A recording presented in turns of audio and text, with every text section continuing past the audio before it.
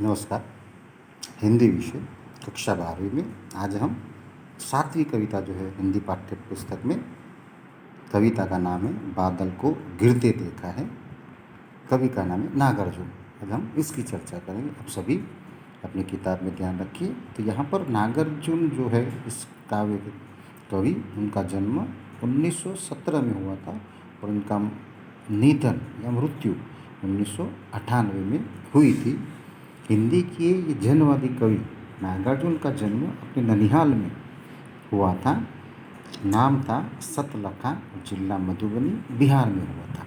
उनका जो पैतृक गांव था, उनके पिताजी का गांव, वो तरौनी, दरभंगा जिला, बिहार में हुआ था। उनका मूल नाम वैद्यनाथ मिश्र था और उनकी शिक्षा जो थी प्रारंभिक, वो संस्कृत पाठशाला में और उच्च शिक्षा बनारस, काशी में हुई थी। नागार्जुन हिंदी में बहुत बड़ा नाम माना जाता है, जिन्होंने कविता, उपन्यास, निबंध, संस्मरण, कहानियाँ आदि विधाओं में अपनी कलम चलाई है। तो सबसे पहले उनके उपन्यासों के बारे में हम देखेंगे। तो नागार्जुन ने हिंदी में रतिनाथ की चाची, नई पोंद, बाबा बटेश्वर नाथ, वरुण के बेटे, दुख मोचन, कुंभी पाक, हीरक जयंती, उग्र तारा, जमनिया का बाबा, पारो, गरीबदास, ये उपन्यास के नाम है।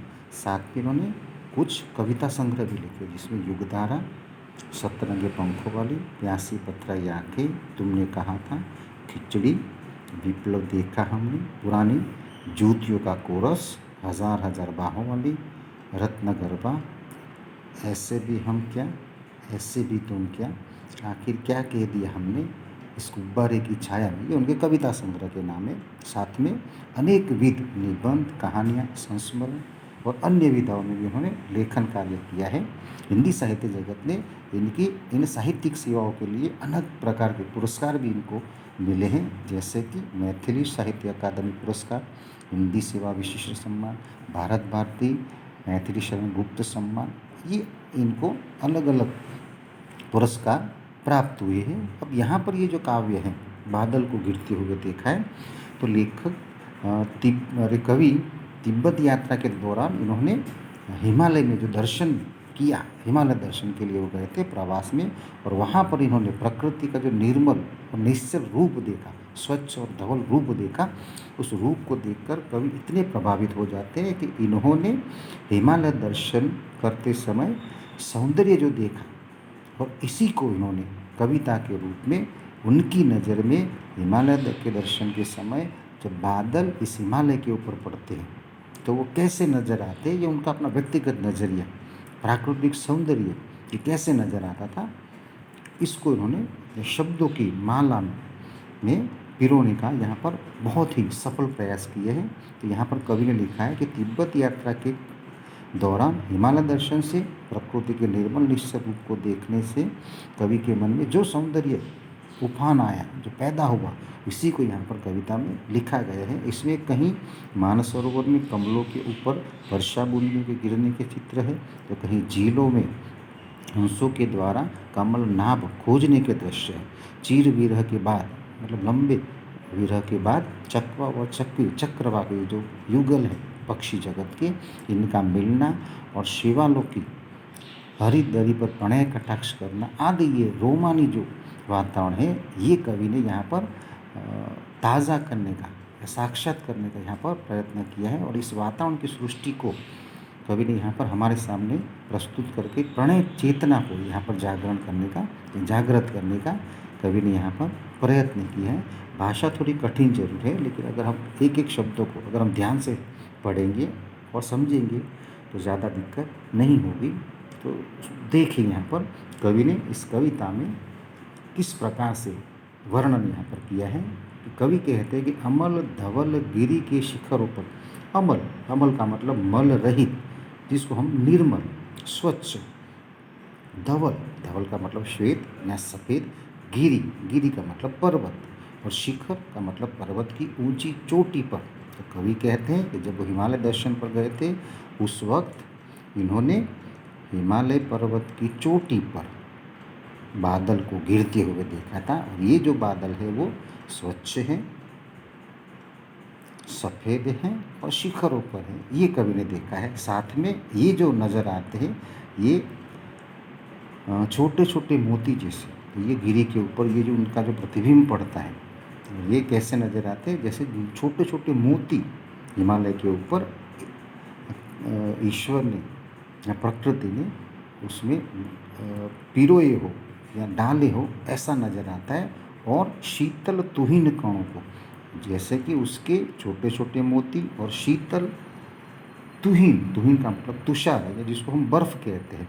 तो यहाँ पर उस हिमालय के ऊपर बादल के गिरने से जो सफ़ेद रंग का बर्फ़ जमा हुआ है, बर्फ़ के कण जमा हुए हैं, ये दूर से देखने पर ऐसे नज़र आते हैं जैसे छोटे छोटे मोती पिरोए हो। और मानसरोवर के स्वर्णिम, स्वर्णिम का मतलब सोने की, मानसरोवर, कवि ने यहाँ पर मानसरोवर, तो ये मानसरोवर नामक एक झील है, उसकी चर्चा की है। तो मानसरोवर के उन स्वर्णिम कमलों पर गिरते देखा है। तो कवि ने ये कहा है कि मानसरोवर के ऊपर जैसे कि सोने की, कि जैसे कमल के ऊपर जैसे बादल गिरते हो, उस प्रकार से हिमालय के ऊपर ये बादल को गिरते हुए कवि ने देखा है।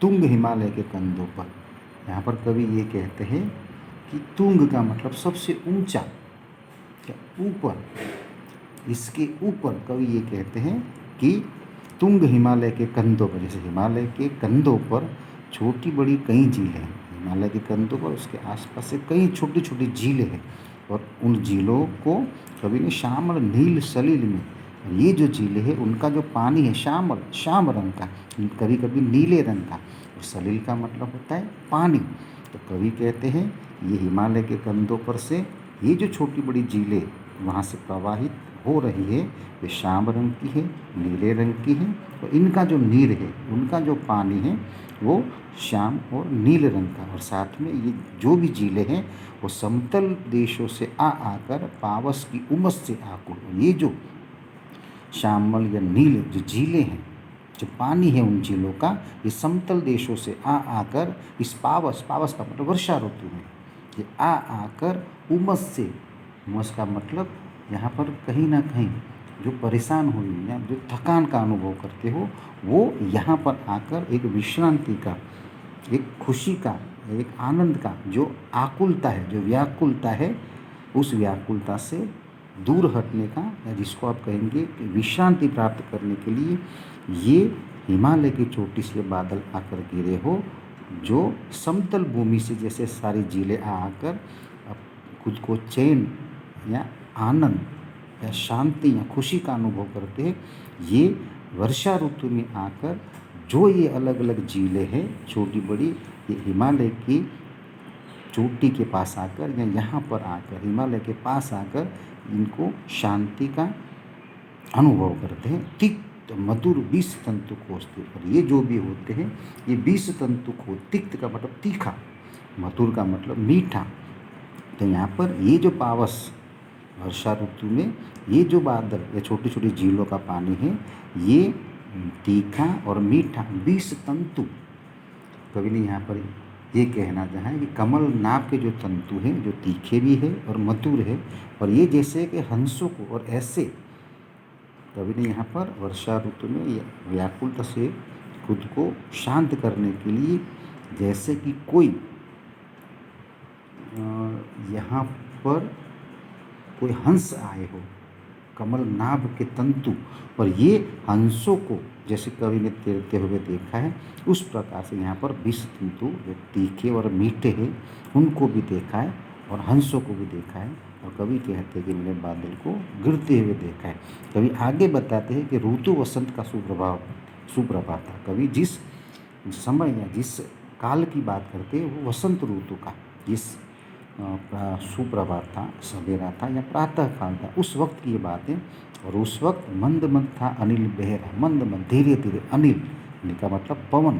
तो बसंत ऋतु के प्रभात में, सुबह सुबह में पवन धीरे धीरे से बह रहा था। बालारुण, बाल बता अरुण, बाल का मतलब छोटा, अरुण का मतलब सूर्य। तो बालारुण का मतलब जो प्रभात की पहली जो किरण होती है, तो ये जो सूर्य सबसे पहले उगता है, उसकी ये मृदु किरणें थी, अभी अभी सुबह होने वाली थी और पवन धीरे धीरे बह रहा था। उस वक्त की कवि बात करते हैं और उसके अगल बगल में स्वर्णाभ शिखर थे। और कवि कहते हैं उस हिमालय के पास में उनके अगल बगल में स्वर्णाभ, सोने के जैसे, स्वर्णवत्ता नभ, ये सोना जैसा ये पूरा जो आकाश था, स्वर्णवत्ता नभ, तो ये सोने जैसा नभ, और उसके जो शिखर थे वो हिमालय की चोटी में, हिमालय के आसपास में ये नज़र आते थे और ये एक दूसरे से विरहित थे।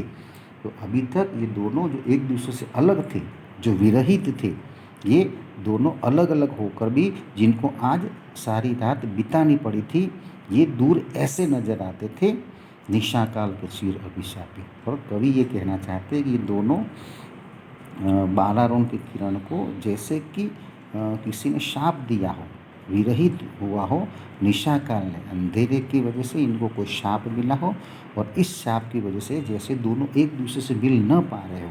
और कवि ने ये बात बताने के लिए कवि ने उदाहरण दिया है चकवा और चकवी की, जो ये दो पक्षी जगत, जो प्रेमी जगत में सबसे ऊंचा नाम माना जाता है। तो कवि ने ये कहा है कि ये जो किरणें हैं जो एक दूसरे से मिल नहीं पा रही और वियोग में थी, और ये किसी शाप की वजह से, निशा के मतलब यहाँ पर चकवा चकवी, ये दोनों पक्षी जगत दोनों एक दूसरे के बिना नहीं रह पाते। और इनका ये नियम होता है कि पूरा दिन वो लोग रहते हैं, लेकिन जैसे ही वो रात होती है कि चकवा चकवी को अलग होना पड़ता है। तो कवि ने यहाँ पर ये उदाहरण दिया कि जैसे निशा काल का शाप ये चकवा और चकवी को पढ़ने से दोनों को अलग होना पड़ता है, उसी प्रकार से कवि ये कहते हैं यहाँ पर ये जो किरणें हैं इनको यहाँ से अलग होना पड़ता है।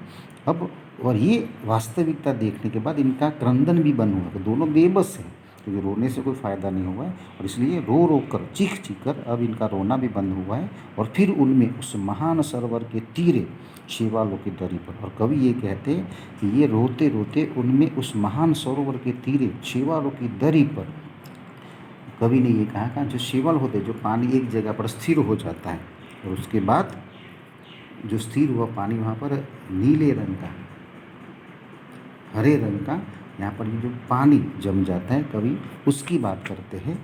और अंत में कवि कहना चाहते हैं कि प्रणय कलह बिछड़े देखा। तो कवि ने कहा है कि जिस प्रकार से शैवाल वहीं का वहीं रह जाता है, वो अपनी जगह नहीं बदल सकता, उसी प्रकार से जैसे दोनों चकवा और चकवी जो दोनों प्रेमी जगत, पक्षी जगत में उत्तम जोड़े के रूप में माना जाता है, लेकिन रात होने पर अलग होना पड़ता है। कवि यही कहना चाहते हैं कि और ऐसे नज़र में कवि ने रात के समय भी जब दोनों को अलग होना पड़ता है ऐसे दृश्य देखा है। और अंत में कवि ने दोबारा हिमालय में जब जाते समय प्रवास के दौरान इनको जो बादल गिरते हुए अनुभव हुआ, ये बात कवि ने यहाँ पर बताई है। तो पूरी कविता में कवि ने यहाँ पर मानस सरोवर में फूले हुए कमल के फूलों पर गिरती बूंदे, सरोवर के जल में तैरते पावस की उमट मिटाते हुए हंसों का सौभाग्य मिला है।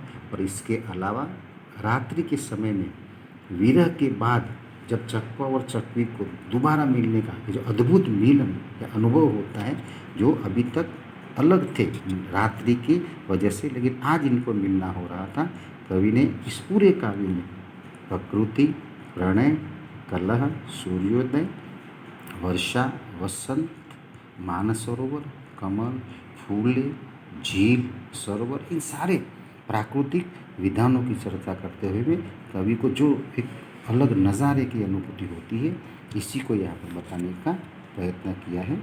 धन्यवाद। अब यहाँ पर ये जो शब्दार्थ है उसमें आप धवल, अमल, शिखर, तुहिन, तुंग, सलील, अमस, विस्तंतु, अनिल, स्वर्णाभ, दरी, ये सारे आप शब्द लिखेंगे। और जो स्वाध्याय में जो दिए गए हैं वो 1 से 4 जो विकल्प है वो आप चारों के चारों विकल्प लिखेंगे। एक एक वाक्य में आप दूसरे नंबर, तीसरे नंबर का है वो प्रश्न आप जो एक एक वाक्य में दूसरे और तीसरे नंबर का ये लिखेंगे। 2-3 वाक्य में जो प्रश्न है उसमें आप प्रथम जो है वो लिखेंगे और जो चौथा है वो लिखेंगे। 5-6 वाक्य में आप पहला प्रश्न ये आप लिखेंगे। धन्यवाद।